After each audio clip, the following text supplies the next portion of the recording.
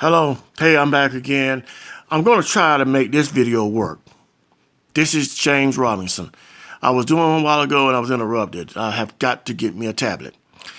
But with that being said and done, I'm going to talk about poverty. Poverty is a tool of destruction. Poverty helps nobody. Poverty kills. It destroys. It maims. It takes away the very fiber of man's energy and being. That's what poverty is about. Poverty of the mind, poverty of the body, poverty of the income, poverty of your society, just poverty of education, politics, all that stuff. Poverty is just a detrimental thing that we have to get away from. We shall not embrace poverty. Poverty's only positive attribute is getting us away from poverty. That's all. There is no future in poverty. None. No matter what somebody tries to tell you, and most people that'll tell you that there's something in the poverty are either crazy, don't care about you, or they already have more than enough. So it doesn't bother them about poverty, because guess what? They don't have to worry about it. But most people that are impoverished are pained, living hard, not satisfied, really wish that things were different. I was married for 34 years, together with one woman for 32. We are not married anymore. She's my ex. She got married again. It may have been for money. I really feel that sometimes that a person be so tired of poverty and hard times and moving from here to there, everywhere, and having, no support in the family until they just get fed up. I mean, I can understand. I may not agree with their motives, their ulterior motives, but I can understand when a person gets fed up with poverty. Who wants to be poor? Who wants to go lacking? Who wants to not be able to go into a grocery store and buy food? Who wants to be where they can't even have a telephone to use or a car to drive or put decent clothes on their back or have a house to live in that's decent? Who wants to be on a job they're making minimum wage or less and taking dog fare? Who wants to therefore not be able to go to college or university and get an education so they can further their life, be in a progressive way? Who wants to live like that? I mean, I probably have about 5, maybe 10 people I can go to and get a favor. The rest of the people that call themselves my friends, they're not my friends. They are people that are accessible for me and themselves. Because I'm going to tell you something. Anytime you go to a person and you ask them for any favor, it doesn't be about money all the time. It doesn't have to be about money. It can be about anything, and they always got something to say.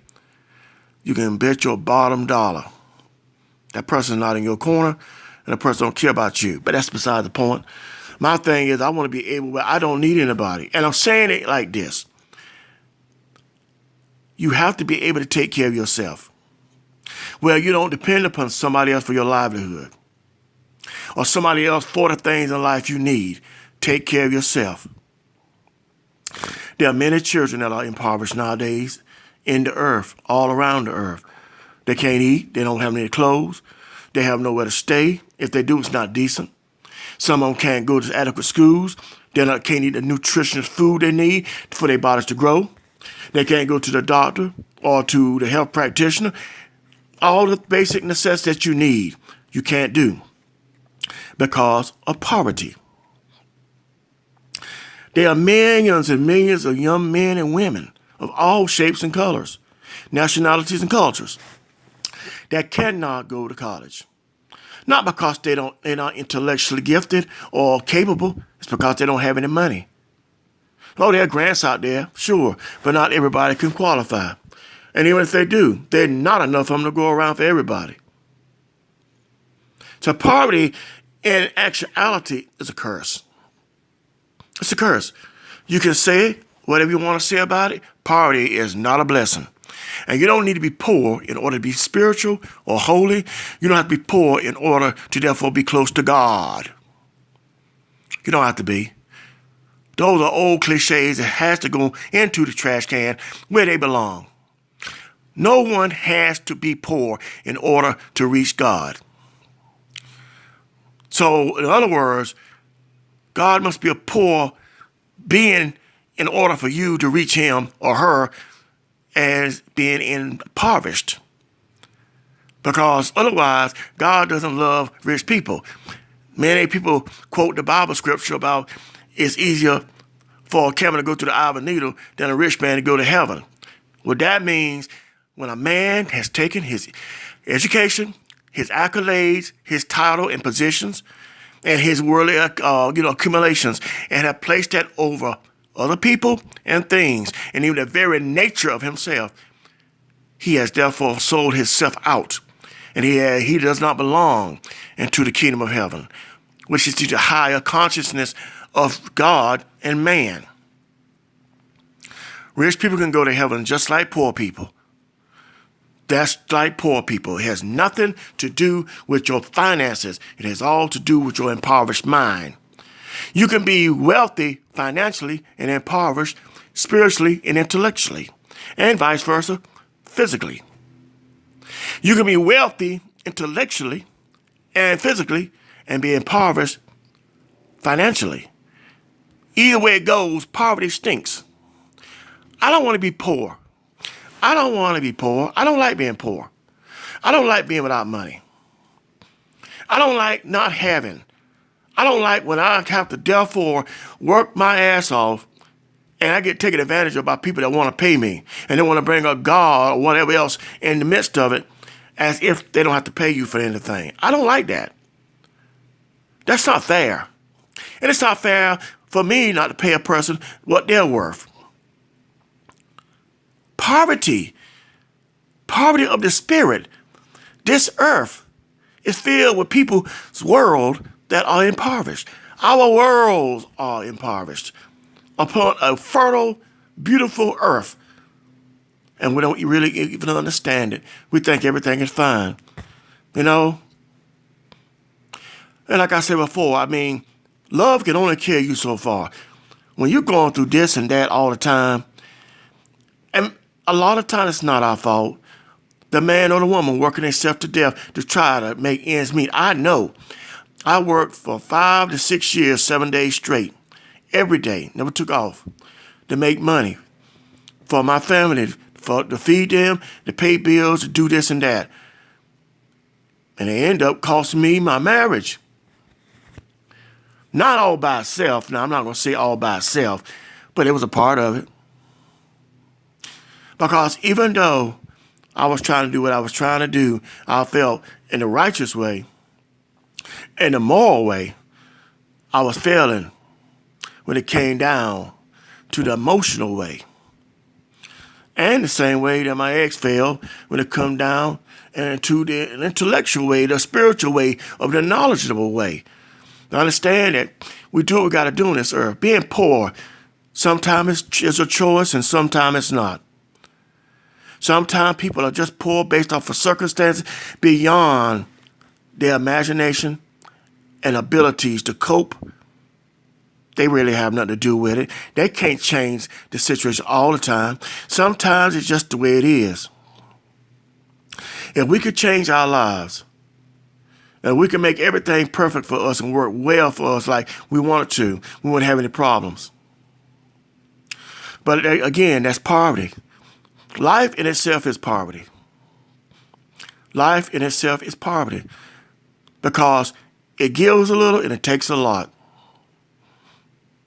Most people in this world, they work all the time and never end up with a dime. My great aunt did that. She worked from a child all the way up till she was 46 years old. She became disabled with Graves' disease. The little bit of money she made off of Social Security wasn't enough for her to have to live off of. She had to take care of kids. And that was a good woman. She wasn't perfect. She was a good woman. She had a lot going for her. She loved people. She took care of children. She did the best she could. Okay? But she was impoverished. She lived an impoverished life financially, but she was rich within her spirit and her emotions. She was wealthy there. Her body was impoverished because she worked so hard and didn't take care of herself like she was supposed to. But her spirit was rich. Okay? A lot of us don't have that. She would have liked to live better financially. I know she would have. Her little finances didn't ever do her any good. She lost this house after that house after that house after that house. You know, without the support of the family as it should, and friends and people in her community. But she held on as long as she could. And what I want to say in closing is this. Whenever you put down a man for not having, you better understand where that man's been or where he's at. But I fault no man for wanting better in their life. I fault nobody for wanting to have a better life and want to live and have things that they need. Living a life in lack of needs is death. It's a prison sentence. Don't allow poverty. Don't allow poverty on no level whatsoever to claim you. Don't allow poverty to claim you. Because once poverty claims you, it destroys you. It takes you out. And it leaves nothing. I mean, absolutely nothing. It eats everything up and leaves nothing.